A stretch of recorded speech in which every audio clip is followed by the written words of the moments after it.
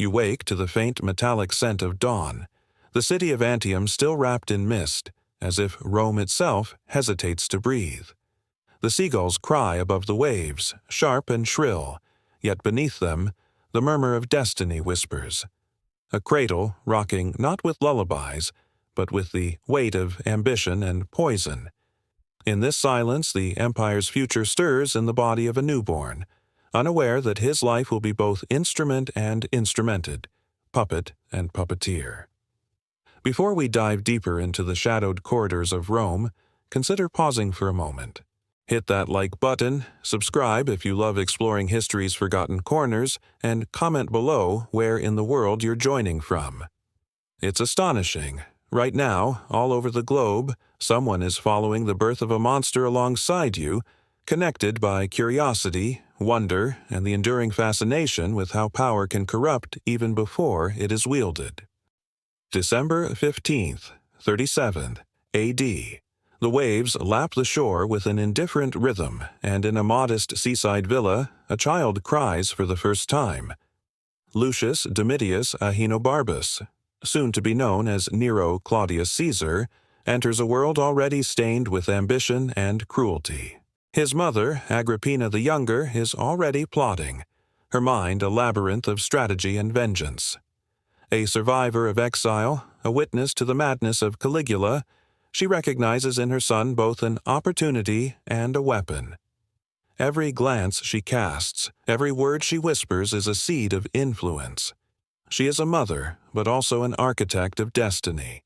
Nero's father, Gnaeus Domitius Ahenobarbus, is a man of violent impulses and harsh words, whose death when Nero is barely 3 leaves the child vulnerable yet already accustomed to the sharp edges of survival.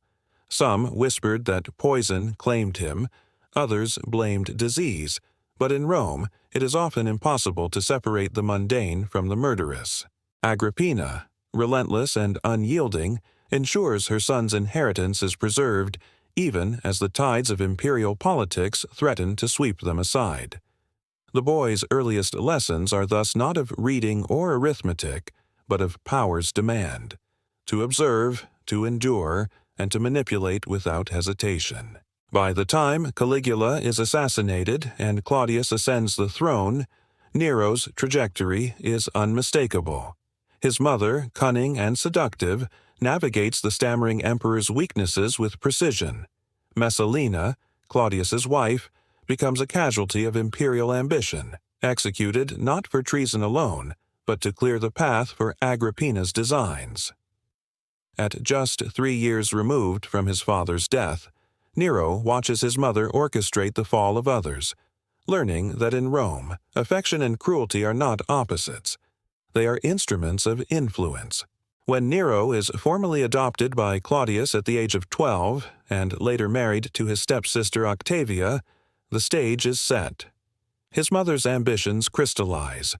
A throne is no longer a possibility. It is a guarantee.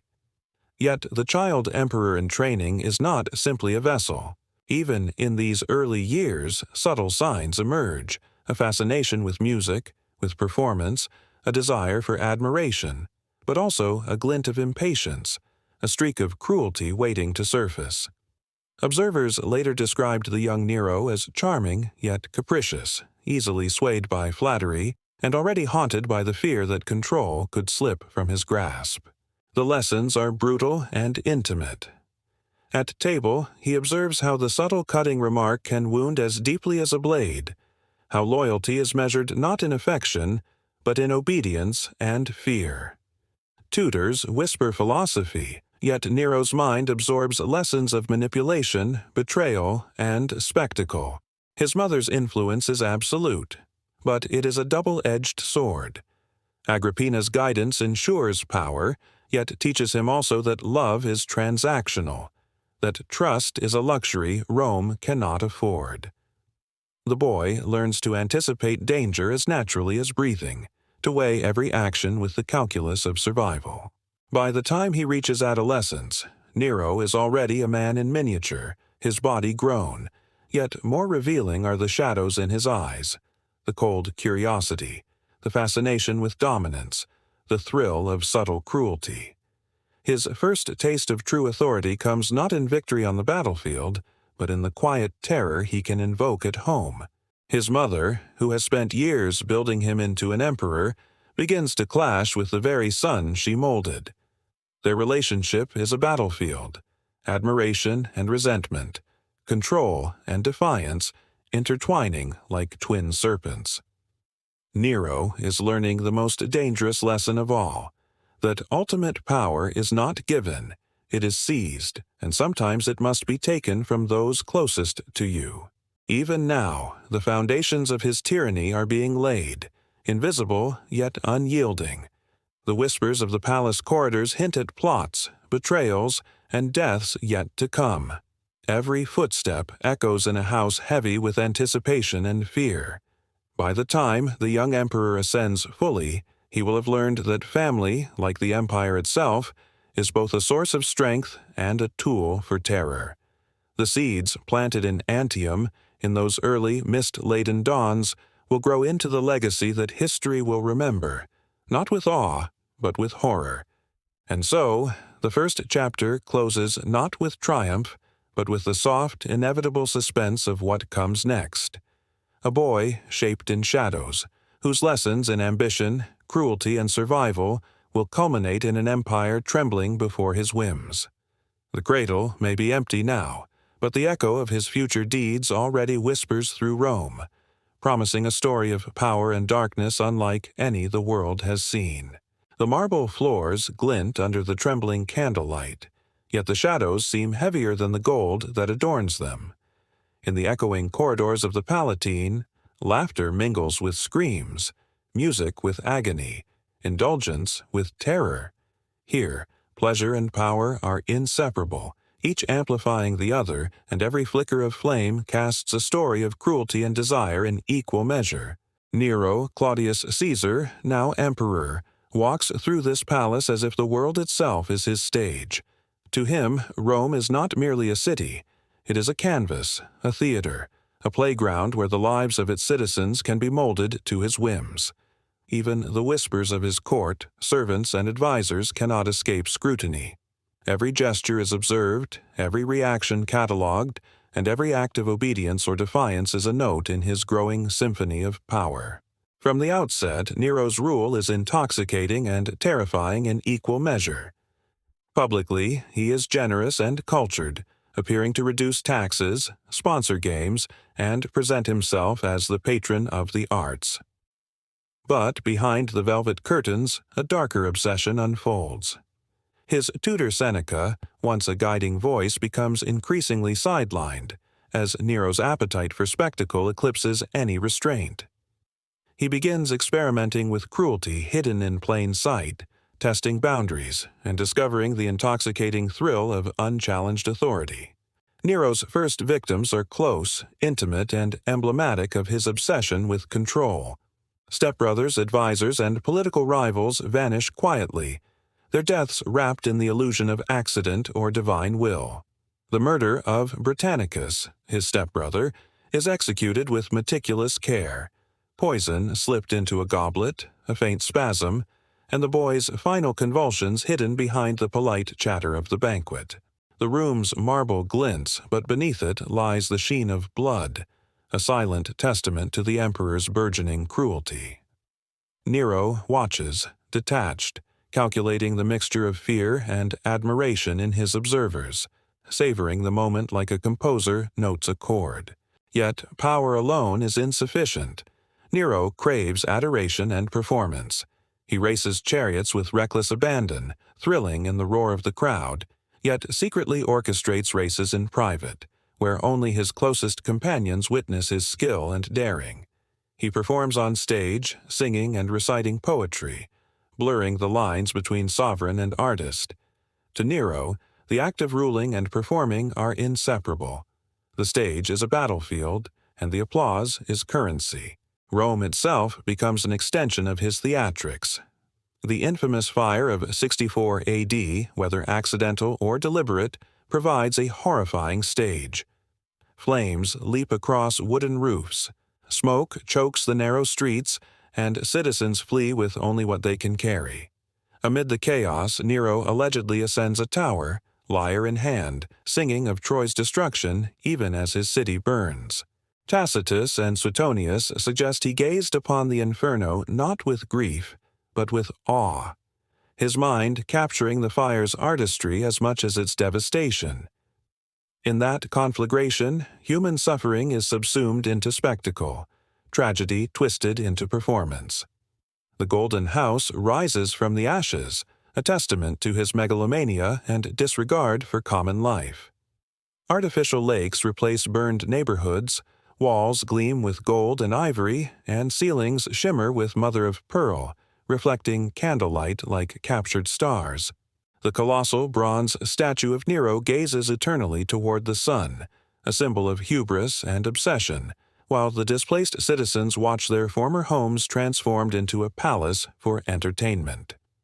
It is an empire reshaped in his image, both literal and psychological, where the spectacle of power eclipses empathy entirely. In his personal life, Nero pursues desire with equal extremity. Octavia, his stepsister, embodies duty and virtue, qualities he increasingly despises, while Poppaea Sabina, young, manipulative, and alluring, becomes his obsession. Under her influence, Nero's appetite for excess accelerates. Murder, seduction, and spectacle intertwine. The death of his pregnant wife, Octavia's exile and execution, and the sexual manipulation of Sporus, a boy transformed to resemble Poppaea, reveal the perverse extremes to which his obsessions stretch. Every act is theater, every victim a prop, every citizen a potential audience. Even the senators and the Praetorian Guard cannot escape the performance. Compelled to participate in his staged entertainments, some fight as gladiators, others are humiliated on stage, and a few, like Seneca, choose death over dishonor. The city itself shudders under his whims, from nocturnal raids through the streets to staged orgies and executions at private banquets. Nero cultivates fear and admiration in tandem, blending terror and pleasure, and in doing so, he redefines what it means to rule an empire. And yet, for all his control, the shadows gather. Rumors fester among citizens, whispers of arson, of murder, of cruelty too vast for comprehension. Governors and legions far from Rome begin to question the man who once seemed invincible. Nero, intoxicated by both artistry and annihilation, remains oblivious to the slow erosion of loyalty as his obsession blinds him to the fragile foundations of his empire. As the chapter closes, the flames that once consumed Rome still smolder in memory and in the streets, an omen of the instability to come. Nero, perched atop his throne of gold and terror, surveys the city with satisfaction, yet the whispers behind the marble doors hint at the fragility of even the most absolute power. Pleasure, power, and performance have carried him to unprecedented heights, but will the city endure the conflagration of ambition that now consumes him? The shadows lengthen, and the echo of fire promises that the true test of Nero's rule is only beginning. A bitter wind scours the empty corridors of the Golden House, carrying with it the acrid scent of ash and the lingering perfume of excess. Shadows stretch unnaturally across crumbled mosaics, and the laughter that once rang through these halls is replaced by the hollow echo of betrayal. Here, where power was absolute and pleasures infinite, the silence itself presses like a judge, weighing down on the man who once commanded the world. Nero, Claudius Caesar, Emperor of Rome, now moves like a ghost among the ruins of his own making. The city he ruled, the populace he manipulated, even the senators who once trembled at his whims, all turn away as whispers of conspiracy fill the air. The Praetorian Guard, once loyal to the point of fanaticism, hesitate, divided between duty and survival. Allies vanish. Letters of denunciation pile like firewood for the coming storm. What happens when the godlike authority that shaped empires cannot protect its wielder? The seeds of his undoing had been sown years earlier, through excess, cruelty, and the spectacle of dominance. Nero's indulgences, Musical recitals, chariot races, lavish feasts once elevated him above reproach, but now they have isolated him. The same citizens who cheered his performances, who envied his artistry and feared his wrath, now scowl at the streets he once adorned with gold. The flames of the past still linger in memory. The great fire of Rome, the golden house built atop suffering, and the corpses of those sacrificed to his whims. Rome remembers, even when he does not. The conspiracies coalesce slowly, with the careful precision of a surgeon. Senators plot, governors conspire, and even the commanders of legions far from the capital question their oaths. In whispered councils, men debate whether Nero's life or death will secure the empire's survival. Letters arrive, carrying both accusation and warning. The man who once wielded death as a tool now faces it from every direction. A fleeting sense of fear begins to gnaw at him, unfamiliar and raw, until it becomes all-encompassing. Paranoia festers. Even the streets, once obedient to his gaze, betray him. Citizens murmur about impostors and informants. Servants disappear overnight. In his villa, the rooms are too large, the shadows too deep. Every footstep becomes a threat, every cough a signal of imminent attack. He paces through the halls, touching walls gilded with memories of triumph, yet seeing only their fragility. His mind spirals. Who can be trusted? Who waits to strike? The empire feels distant, ephemeral, no longer tethered to the man who once ruled it. Nero's flight begins quietly. Disguised, he slips through the streets of Rome under a veil of darkness, seeking refuge in villas and country estates.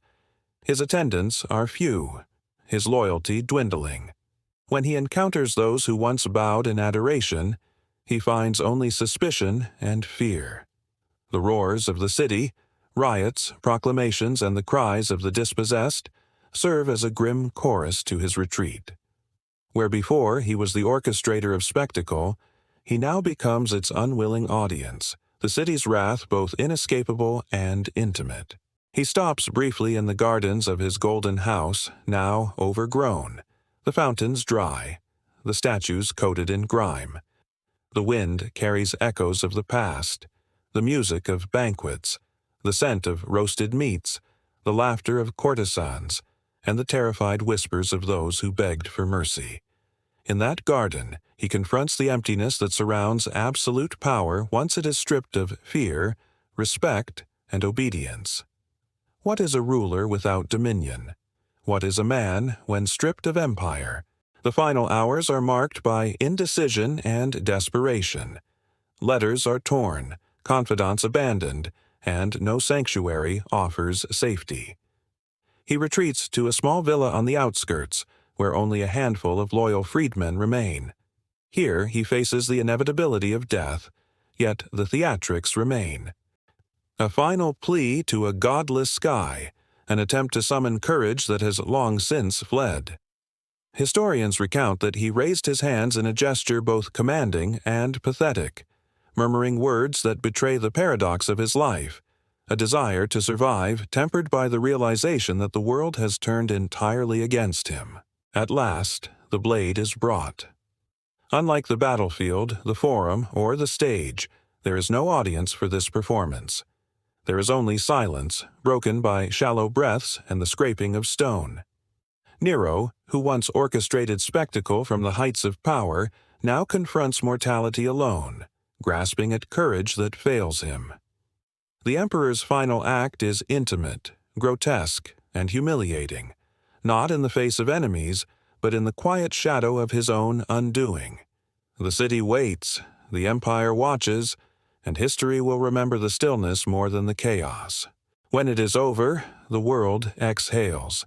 The man who commanded legions, terrified senators, and reshaped Rome as he pleased lies still, his body a testament to the fragility beneath tyranny. The golden house, the art, the music, the murders, all are silent now. Rome, scarred yet enduring, continues. And somewhere in the whispers of the streets, in the gaze of survivors and scribes, lingers a haunting refrain. Even the greatest cruelty cannot conquer mortality. The chapter closes on the wind sweeping through the deserted gardens once more, carrying with it the scent of ash, decay, and forgotten power. The echoes of Nero's empire, its grandeur, its terror, and its folly, linger, a cautionary tale etched into the city's stones. The emperor is gone, but the lessons of hubris, indulgence, and the fragility of human ambition will endure, waiting to be remembered by the next generation.